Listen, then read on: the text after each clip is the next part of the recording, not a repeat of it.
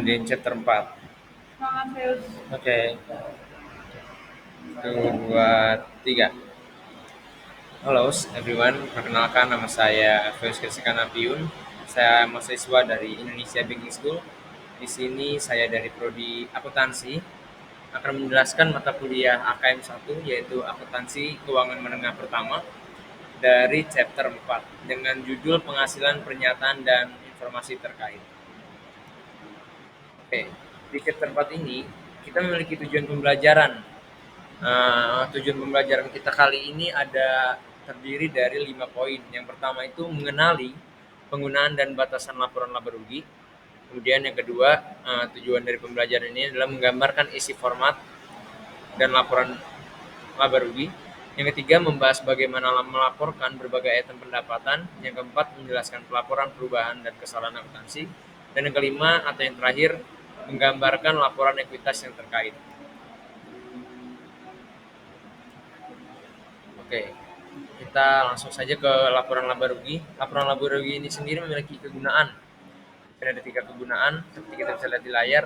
Kegunaan yang pertama dari laporan laba rugi adalah untuk mengevaluasi kinerja dari masa lalu. Kemudian juga dapat berguna sebagai suatu alat yang memproduksi kinerja pada masa depan. Kemudian kegunaan yang ketiga atau yang terakhir adalah membantu menilai risiko ataupun ketidakpastian dalam mencapai arus kas di masa depan. Tetapi laporan laba rugi juga memiliki keterbatasan. Kalau tadi keuntungannya ada 3, keterbatasannya juga memiliki 3, yaitu pertama, perusahaan menghilangkan item yang tidak dapat diukur dengan andal. Kemudian keterbatasan dari laporan laba rugi, penghasilan angka adalah dipengaruhi oleh metode akuntansi yang digunakan. Kemudian yang terakhir, pengukuran pendapatan melibatkan penilaian. Untuk laporan laba rugi kualitas penghasilan, itu artinya sendiri adalah perusahaan memiliki insentif untuk mengelola penghasilan. Di sini terbagi menjadi 2 poin. Yang pertama, untuk memenuhi target pendapatan atau untuk membuat pendapatan terlihat kurang beresiko. Kemudian manajemen laba dan kualitas penghasilan. Manajemen laba itu sendiri apa sih? Manajemen laba adalah waktu pendapatan yang direncanakan, pengeluaran, keuntungan dan kerugian untuk memuluskan pendapatan. Kemudian kualitas penghasilan adalah berkurang jika pendapatan manajemen menghasilkan informasi yang kurang berguna untuk memprediksi pendapatan dan arus kas pada masa depan. Kemudian kita masuk ke sidang belajar yang objektif yang kedua, yaitu isi dan format laporan laba rugi. Untuk elemen laporan laba rugi itu sendiri ada penghasilan, yang penghasilan itu sendiri artinya adalah peningkatan manfaat ekonomi selama periode akuntansi dalam bentuk arus masuk ataupun peningkatan aset atau berkurang kewajiban. Itu mengakibatkan peningkatan ekuitas selain yang berkait dengan kontribusi dari pemegang saham. Kemudian elemen dari laporan laba rugi itu sendiri ada saya baru datang, mencakup pendapatan dan keuntungan. Pendapatan dan keuntungan ada kegiatan biasa perusahaan. Untuk keuntungan mungkin atau mungkin tidak mungkin timbul dari kegiatan biasa. Kemudian untuk akun-akunnya, untuk akun pendapatan itu ada 5, yaitu penjualan, biaya, minat, dividen, atau yang terakhir menyewa. Kemudian untuk akun memperoleh itu ada 2 account, yaitu keuntungan dari penjualan aset jangka panjang dan juga keuntungan yang belum direalisasikan pada perdagangan surat berharga. Kemudian pengeluaran mewakili penurunan manfaat ekonomi selama periode akuntansi dalam bentuk dari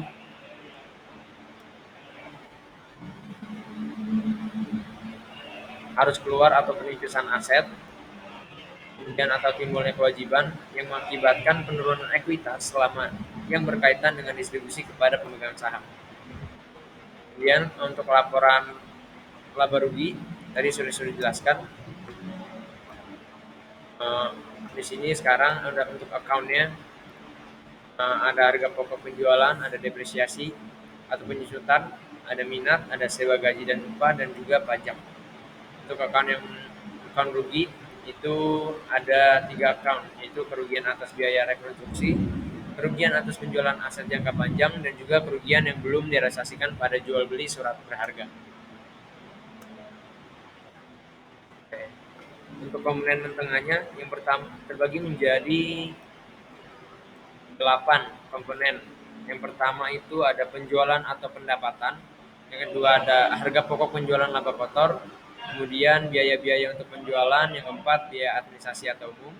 Yang kelima pendapatan dan beban lainnya, pendapatan dari operasi.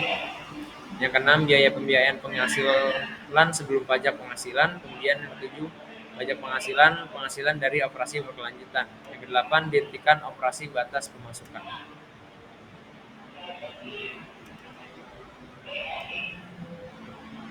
Oke, untuk contoh format laba rugi seperti yang kita bisa lihat dari layar, dari ilustrasi 4.2, bahwasanya ada sales, ada di sini sales akan uh, mengurangi COGS sehingga dapat COGS atau gross profit.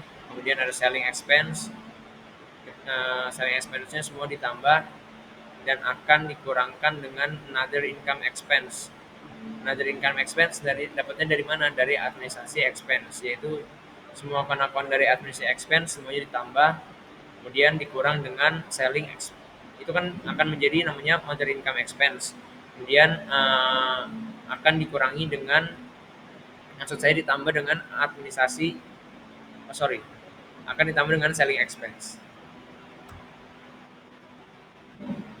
Kemudian akan ada another dividend revenue, akan ditambah dengan rental revenue, ada gain on sale of plant asset, semuanya ditambah akan menjadi namanya income from operation. Kemudian mengurangi interest on bond, kemudian akan mengurangi income before tax, akan menjadi income tax. Kemudian bahwa hasilnya kita akan menemukan yang namanya net income. Hal ini termasuk semua item utama di daftar sebelum kecuali untuk operasi yang telah dihentikan. Ya, untuk kental laporan laba rugi ada contoh formatnya lagi. Di sini ada dua contoh dari ilustrasi 4.3 dan juga ilustrasi 4.4. Lagi perwakilan dari jenis yang ditentukan dalam praktek itu kita bisa lihat di layar bahwasanya Bacong Company net sale-nya sebesar 2.900, kemudian ada COGS akan dikurang, akan menghasilkan namanya gross profit. Kemudian selling expense-nya tadi 453, ini lanjutan 453,028, kemudian dikurangi dengan administrasi expense yaitu 350 dari soal sebelumnya. Kemudian akan menghasilkan another income expense. Setelah itu akan dikurang dengan income operation, akan menghasilkan namanya interest expense, kemudian income before income tax, dan hasilnya akan ada net income. Kemudian dikurang dengan ditambah dengan ada shareholder dan not controlling interest. Jadi earning per share-nya sebesar 1,74. Kemudian untuk yang selanjutnya dari ilustrasi 4.4, perusahaan mempersiapkan jadwal tambahan untuk dukung total. Kita bisa lihat di sini ada akan-akannya, ada sales salaries, ada sales office, ada travel and entertainment, ada advertising expense, ada delivery expense, ada shipping supplies and expense, ada telepon and internet expense, ada depreciation of sales equipment, kan menghasilkan yang namanya total selling expense.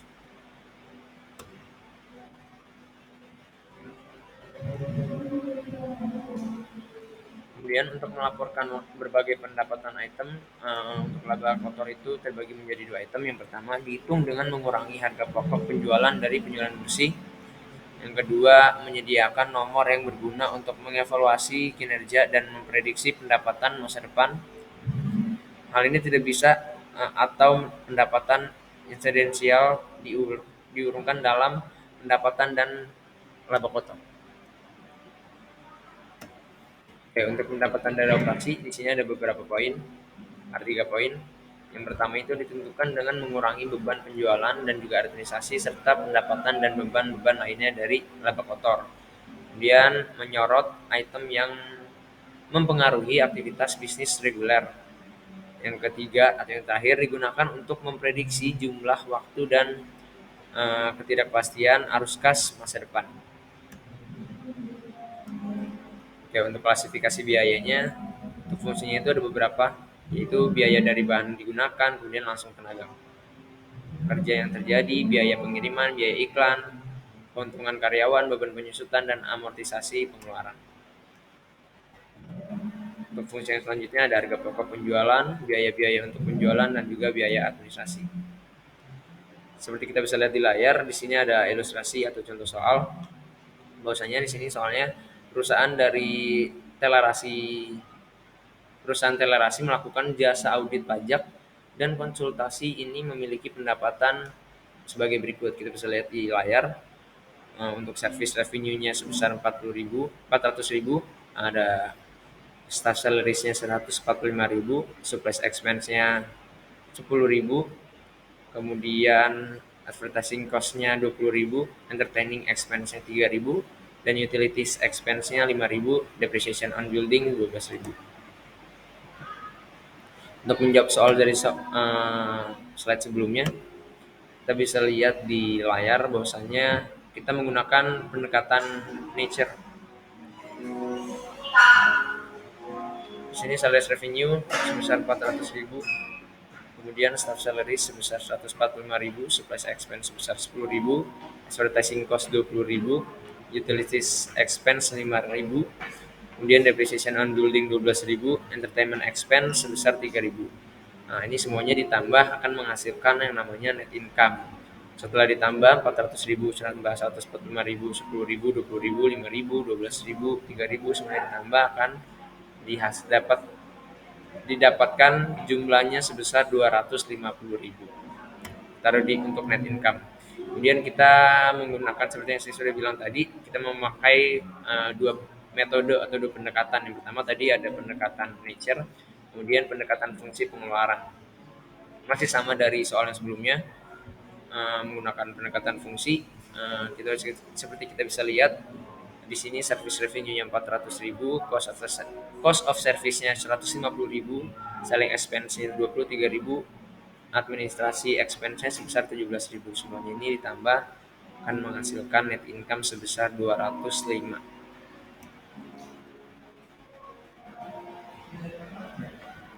Keuntungan dan kerugian dari pendapatan dari operasi, kita bisa lihat di layar bahwasanya untuk reconstructing charge itu sebesar 202, sedangkan untuk write down ada 289.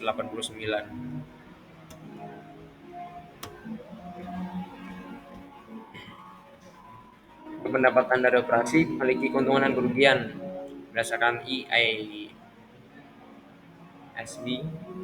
mengambil posisi bahwa keduanya pendapatan dan beban, kemudian juga pendapatan dan beban lainnya. Hal ini harus dilaporkan sebagai bagian dari pendapatan dari operasi itu sendiri. Di sini ada catatan bahwasanya perusahaan dapat memberikan item, baris, judul, subtotal tambahan jika penyajian tersebut relevan dengan pemahaman tentang kinerja keuangan entitas.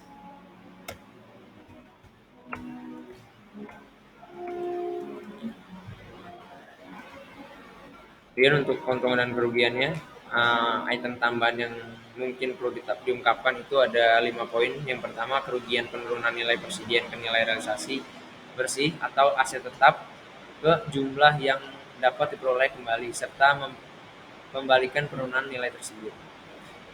Yang kedua ada kerugian rekonstruksi kegiatan dan kembalikan setiap penyelesaian biaya rekonstruksi. Ketiga, keuntungan atau kerugian pelepasan item properti, pabrik, dan juga peralatan atau investasi. Kemudian ada penyelesaian litigasi, dan yang terakhir kembalikan kewajiban lainnya. Untuk melaporkan berbagai item pendapatan penghasilan, seperti kita bisa lihat di layar ilustrasi 4.8, yaitu untuk menggambarkan presentasi biaya keuangan.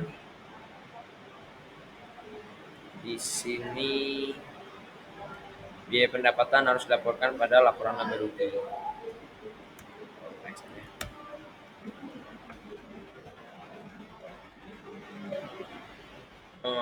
Untuk melaporkan berbagai item pendapatan, ada batas pemasukan, yaitu merupakan pendapatan setelah semua pendapatan dan pengeluaran untuk periode yang dipertimbangkan.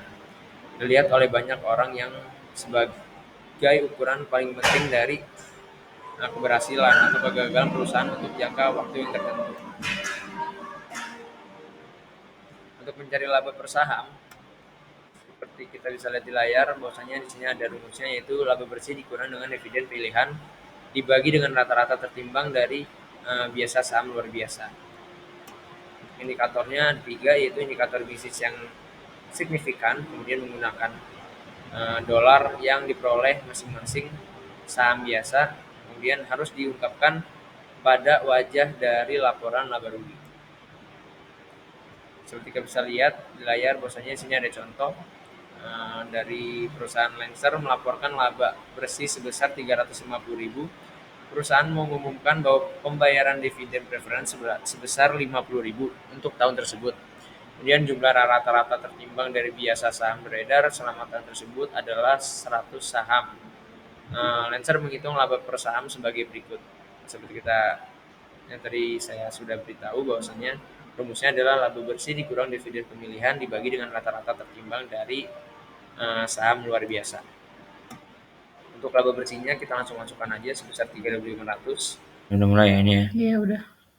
Terus ini di sini minimize. Udah gini aja apa? Kamu mungkin pembukaan dulu kali ya.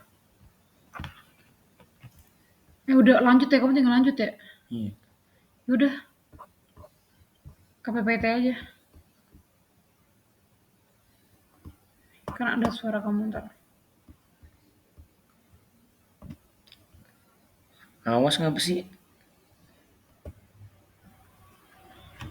Oke.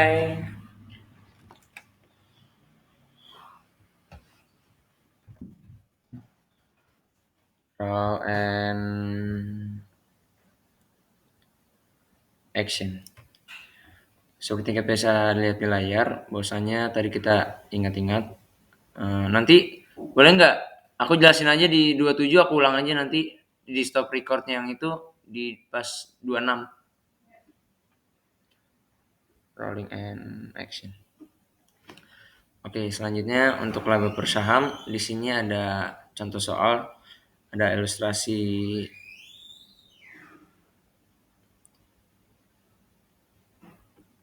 sabar cil.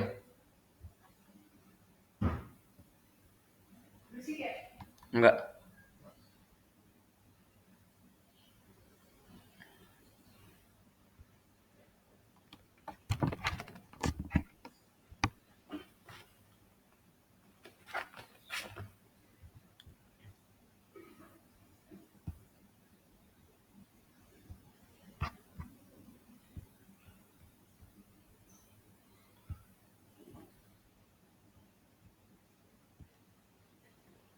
Rolling and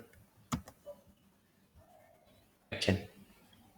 Baik, selanjutnya untuk laba per saham, di sini ada contoh soal dari perusahaan Lancer melaporkan laporan laba bersih sebesar 350.000. Perusahaan mengumumkan dan membayar dividen preference sebesar 50.000 untuk tahun tersebut. Jumlah rata-rata tertimbang dari biasa saham beredar selama tahun tersebut adalah sebesar 100.000 saham. Lancer menghitung laba per saham sebagai berikut. Seperti kita tadi sudah ketahui, bahwasanya rumusnya adalah laba bersih dikurang dividen pemilihan dibagi dengan rata-rata tertimbang dari biasa saham luar biasa. Kita langsung masukkan saja laba bersihnya sebesar 350.000 dari soal dikurang dengan 50.000 dibagi dengan 100.000. Maka hasilnya 3,00 per saham. Oke, selanjutnya untuk melaporkan berbagai item pendapatan, operasi dihentikan, komponen entitas yang telah dilepaskan atau diklasifikasikan sebagian dimiliki untuk dijual. Ini ada 3 item atau 3 poin. Yang pertama itu mewakili lini bisnis utama atau wilayah geografis. operasi. Yang kedua merupakan bagian dari rencana tunggal dan terkoordinasi untuk melepaskan lini bisnis utama atau era gagal phase operasi.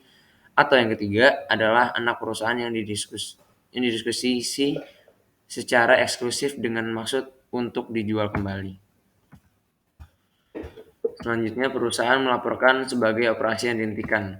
Di sini terdapat 3 poin. Yang pertama, keuntungan atau kerugian dari pelepasan komponen bisnis. Yang kedua, hasil operasi suatu komponen yang telah atau akan dilepaskan secara terpisah dari operasi yang dilanjutkan. Yang ketiga, dampak dari operasi yang dihentikan setelah dikurangi pajak sebagai kategori terpisah setelah operasi yang dilanjutkan.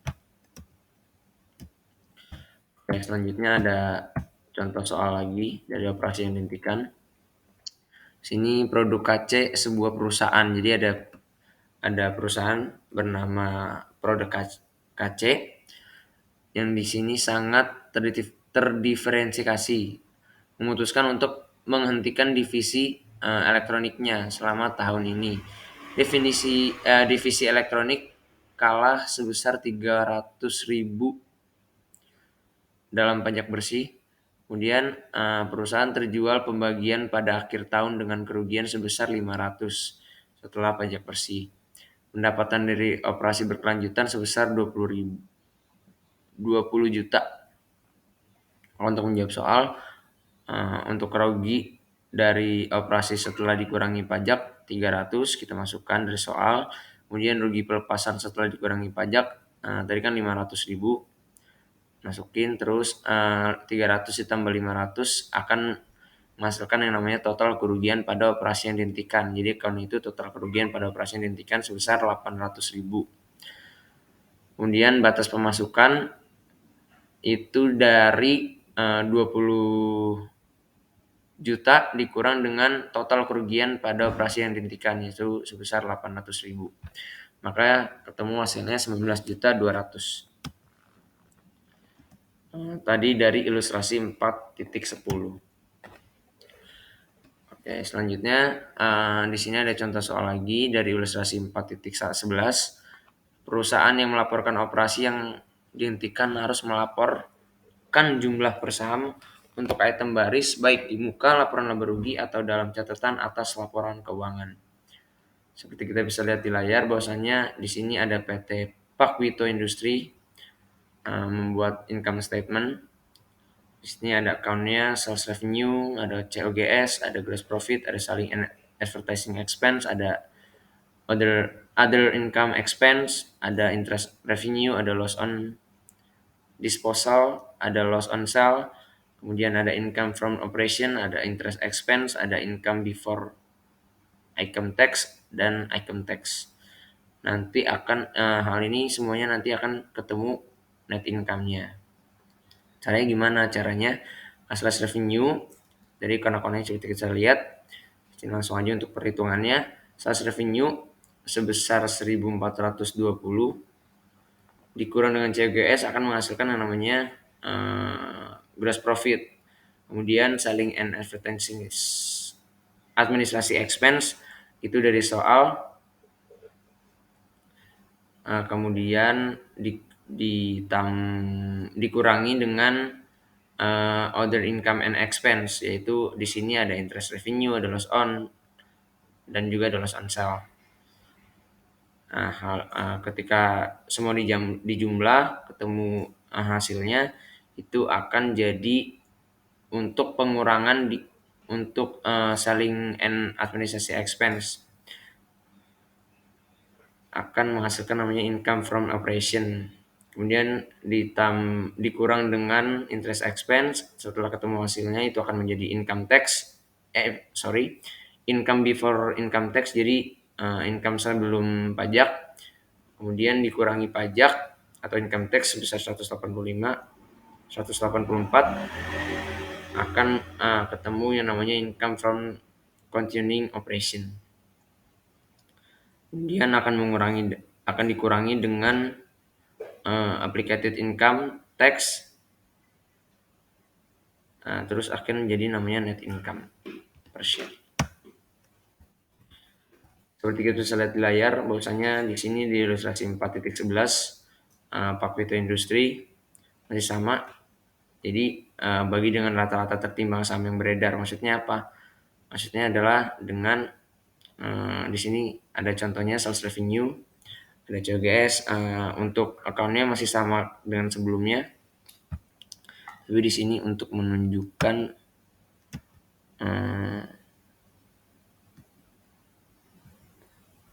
untuk menjelaskan bagi dengan rata-rata tertimbang saham yang beredar. Seperti itu.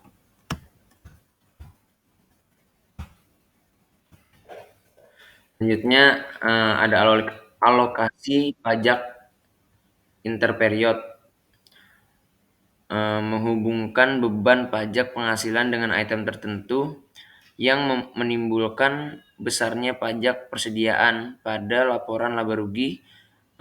Pajak penghasilan dialokasikan untuk yang pertama untuk penghasilan dan melanjutkan operasi, yang kedua untuk operasi yang dihentikan. Oke, di sini ada contoh soal lagi untuk alokasi pajak interperiod dari perusahaan Seidler memiliki penghasilan sebelum pajak itu sebesar 250.000.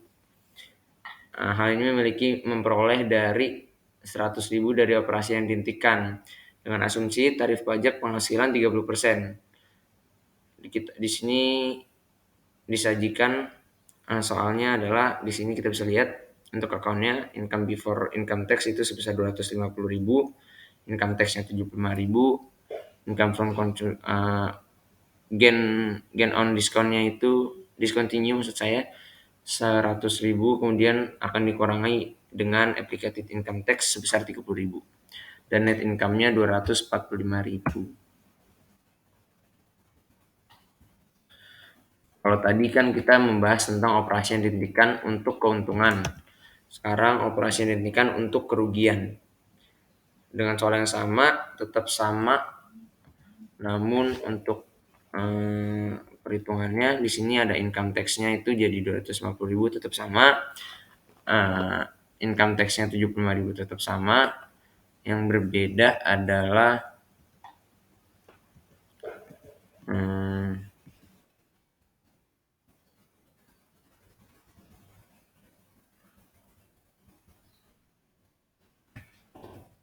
kalau tadi kan memperoleh, kalau keuntungan kan memperoleh, kalau kerugian berarti kehilangan, jadi dikurangi. Kalau tadi income from continue-nya dikurang. Kalau tadi keuntungan itu ditambah jadi 245, kalau di sini kehilangan dikurang jadi 105.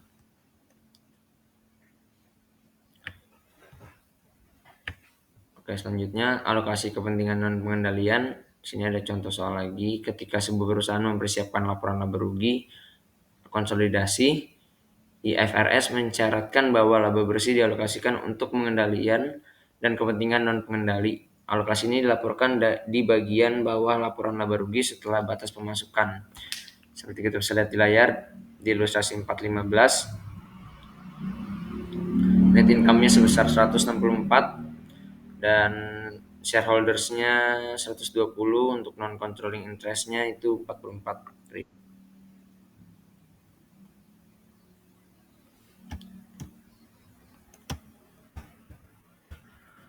Perubahan kesalahan akuntansi. Perubahan prinsip akuntansi itu terbagi menjadi 4. Yang pertama penyesuaian retrospektif, kemudian penyesuaian efek kumulatif, kemudian pendekatan mempertahankan komparabilitas selama bertahun-tahun. Nah, di sini ada contohnya itu saat mengubah dari FIFO ke biaya rata-rata. Jadi saat mengubah dari metode FIFO ke metode biaya rata-rata. Kemudian contoh berikutnya saat mengubah dari presentasi penyelesaian hingga metode kontrak selesai. Oke, ada contoh soal dari perubahan prinsip akuntansi. Di sini contohnya perusahaan Gilbert memutuskan pada bulan Maret 2019 untuk mengubah laporan laba ruginya dari metode FIFO menjadi metode harga persediaan rata-rata tertimbang. Penghasilan Gibran sebelum pajak menggunakan metode rata-rata tertimbang yang baru dalam 2019 adalah 30.000. Jadi caranya untuk metode FIFO tahun 2017 dan 2018 FIFO-nya itu 40.000, 2018 30.000. Untuk average methodnya 35.000 dan untuk 2017 2018-nya 27.000. Kemudian untuk FIFO overweight average method itu sebesar 5.000 di tahun 2017 dan di tahun 2018 3.000. Totalnya 8.000. Karena 5.000 ditambah 3.000 8.000. Itu dari ilustrasi 417. Kemudian untuk ilustrasi 418 dengan menggunakan metode persediaan rata-rata tertimbang. Untuk tahun 2019, 18 dan 17 income before income tax-nya di tahun 19 itu 30.000, 2018 27.000, 2017 35.000. Untuk income tax-nya di tahun 2019 9.000, di tahun 2018 8.100, di tahun 2017 10.500. Maka income before income tax dikurang dengan, maksud saya ditambah dengan income tax, jadi betul, maksud saya dikurang akan ketemu yang namanya net income. Di tahun 2019 net income-nya 30.000 dikurang 9.000 21.000, 2018 27.000 dikurang 8.100 jadi 18.900. Di tahun 2017 35.000 dikurang 10.500 menjadi 24.500. Kemudian untuk perubahan estimasi akuntansi di sini terbagi menjadi 3 poin. Poin yang pertama, diperhitungkan dalam periode perubahan atau NS periode dan periode mendatang jika perubahan tersebut mempengaruhi keduanya. Kemudian tidak ditandatangani secara retrospektif. Dan ketiga, tidak dianggap sebagai suatu kesalahan. Contohnya itu hidup yang bermanfaat dan sisa nilai aset yang dapat disusutkan. Dan juga contohnya ada piutang yang tak tertagih. Dan juga terakhir contohnya itu adalah keusangan persediaan.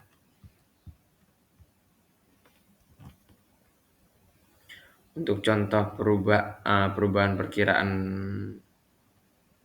estimasi akuntansi, di sini ada contoh dari perusahaan Arcadia yang membeli peralatan seharga 510.000.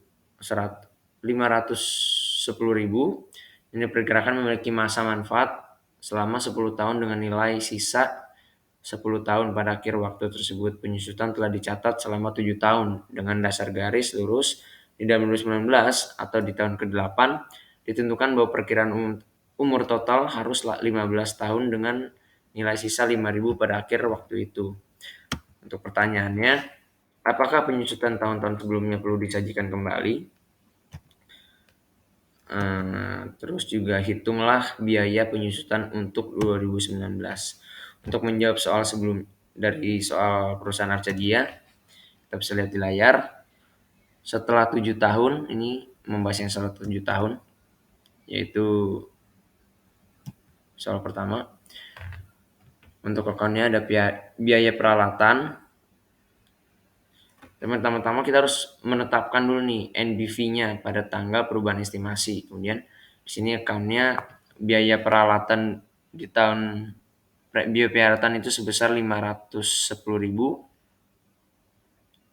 Kemudian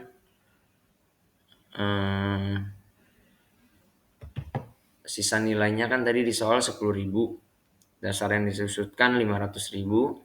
Masa manfaat aslinya itu 10 tahun dikali dengan 7 tahun jadi 350.000. Depresiasi tahunannya itu 50.000. Jadi untuk membuat neraca keuangan di tahun itu kan ya, untuk di tanggal 31 Desember 2018 aset tetapnya itu kan peralatan sebesar 510.000, kemudian dikurang dengan akumulasi penyusutan. Kenapa dikurangi? Karena peralatan itu kan memiliki umur atau mengalami penyusutan.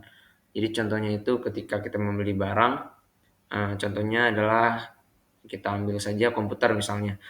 Ketika kita menggunakan komputer kan pasti ada masa bahwasanya komputer tersebut rusak, itu termasuk sebagai akumulasi penyusutan.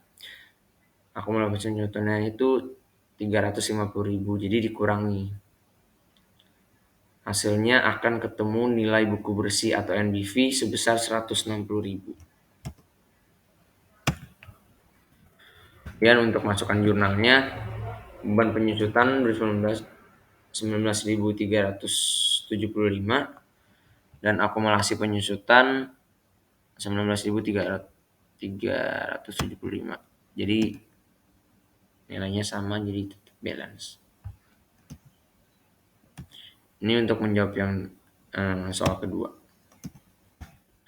Oke, selanjutnya akuntansi kesalahan, koreksi kesalahan. Hasil dari kesalahan matematika, kesalahan dalam penerapan prinsip akuntansi, pengawasan atau penyalahgunaan fakta, kemudian koreksi diperlukan sebagai penyesuaian periode sebelumnya.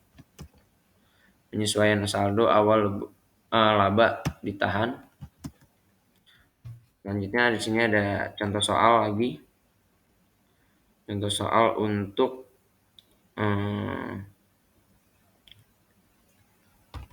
koreksi kesalahan. Di dalam 2019, perusahaan Sang menentukan bahwa itu salah melebih-lebihkan piutang dan pendapatan penjualan dengan nilai total sebesar 100.000 di tahun 2018 maksud saya. Kemudian di tahun 2019 Sang memberi entry berikut untuk mengoreksi kesalahan ini. Dengan catatan kita mengabaikan pajak penghasilan. Jadi untuk jurnalnya ada laba ditahan sebesar 100.000 dan piutang usaha 100.000. Oke, untuk ringkasan untuk kesalahan akuntansi berdasarkan ilustrasi 4.19 untuk jenis situasinya perubahan dalam prinsip akuntansi, kriterianya perubahan dari suatu prinsip akuntansi yang berlaku umum ke yang lain. Contohnya itu ada perubahan dasar penetapkan harga persediaan dari metode FIFO menjadi metode biaya rata-rata. Kemudian penempatan pada laporan laba rugi, menyusun kembali laporan laba rugi tahun sebelumnya dengan dasar yang sama dengan prinsip yang baru diadopsi.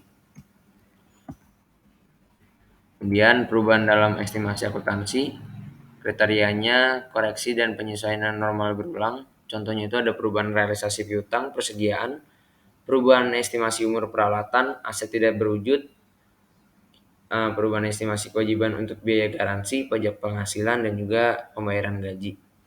Kemudian penempatan pada laporan laba ruginya adalah menampilkan perubahan hanya di akun yang terpengaruh atau yang dipengaruhi, tidak ditampilkan setelah dikurangi pajak ya maksudnya. Jadi dengan catatan tidak ditampilkan setelah dikurangi pajak dan menggunakan sifat perubahannya. Dan terakhir sini jenis situasinya koreksi kesalahan.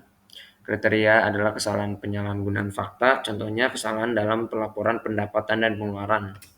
Jadi ini maksudnya human error. Penempatan pada laporan laba ruginya menyatakan kembali laporan laba rugi tahun-tahun sebelumnya untuk mengoreksi kesalahan tersebut. Laporan ekuitas terkait untuk laporan laba ditahan terbagi menjadi dua, yaitu meningkatkan dan juga mengurangi. Untuk yang meningkatkan meningkatkan batas pemasukan, kemudian peningkatan perubah prinsip akuntansi, kemudian penyesuaian periode sebelumnya. Untuk yang mengurangi, di sini ada mengurangi kerugian bersih, kemudian juga mengurangi dividen, dan terakhir mengurangi perubahan prinsip akuntansi. Contohnya adalah di sini ada dari perusahaan Choi dengan membuat statement of return earning. Jadi pada Januari 1 balance sebesar 1.550.000 dengan net income 360, dividen 300.000 di Desember 31 tahun 2019, hasilnya menjadi 100.110.000. Hal ini dikurangi, jadi balance sheet 1.500.000 ditambah 360 dikurang 300. Kenapa dividen dikurangi? Karena mengurangi dividen di sini.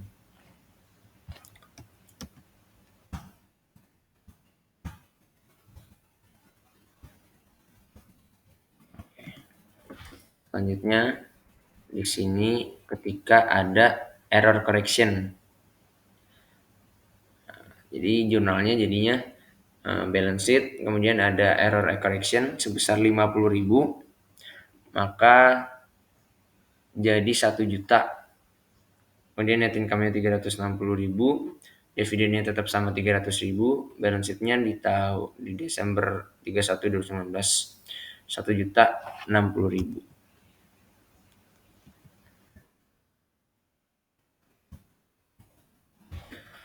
Dan pembatasan laba ditahan yang diungkapkan adalah dalam catatan atas laporan keuangan sebagai laba ditahan yang disediakan. Pendapatan komprehensif, semua perubahan ekuitas selama suatu periode kecuali yang dihasilkan diinvestasikan oleh pemilik dan didistribusikan kepada pemilik, yaitu yang termasuk di dalamnya adalah semua pendapatan dan keuntungan beban kerugian yang dilaporkan dalam laporan laba bersih. Untuk contoh batas pemasukan seperti kita lihat di layar, penghasilan komprehensif lainnya di sini keuntungan dan kerugian yang belum direalisasikan pada ekuitas non perdagangan sekuritas, kemudian juga keuntungan dan kerugian transaksi mata uang asing. Hal ini dilaporkan dalam ekuitas. Untuk mencari net income bisa kita lihat di sini ada sales, ada operating expense, ada income from operation, ada other revenue, dan net income di akhir dengan jurnal-jurnalnya. Selanjutnya pendapatan komprehensif. Perusahaan harus menampilkan komponen pendapatan komprehensif lain dengan salah satu dari dua cara. Dengan cara pertama adalah pernyataan kontinu tunggal atau pendekatan satu pernyataan, atau yang kedua juga bisa menggunakan dua laporan laba rugi bersih dan penghasilan komprehensif lainnya yang terpisah namun berurutan, atau dua pernyataan yang mendekati.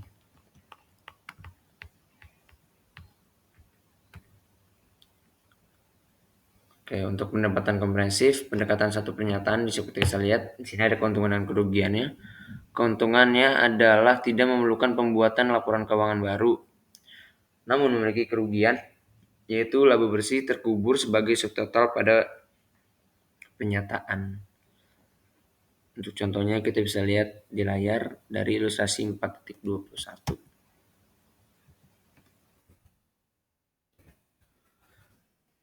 Tadi menggunakan pendekatan satu pernyataan, sekarang menggunakan pendekatan dua pernyataan. Jadi kalau tadi dengan satu pernyataan itu ada sales revenue, ada CGS, ada gross profit, ada operating expense untuk jurnalnya, ini maksudnya adalah, kemudian ada net income, ada unrealized holding gain, dan comprehensive income. Untuk menggunakan pendekatan dua pernyataan, kita bisa lihat di ilustrasi 4.22. Nah, untuk jurnalnya itu ada sales revenue, ada COGS, ada gross profit, ada operating expense, kemudian ada net income. Untuk pendekatan yang pertama, pendekatan keduanya net income, maksud net income 110.000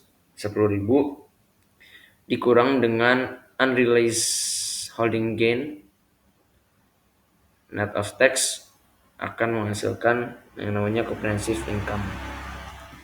Jadi sama aja, cuman dipisah atau tidak gitu aja.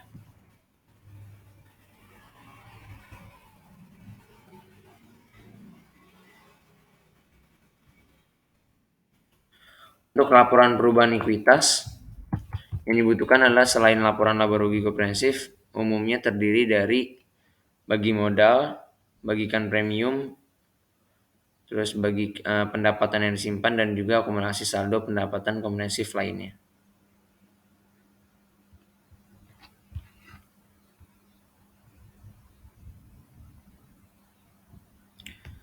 Kemudian laporan perubahan ekuitas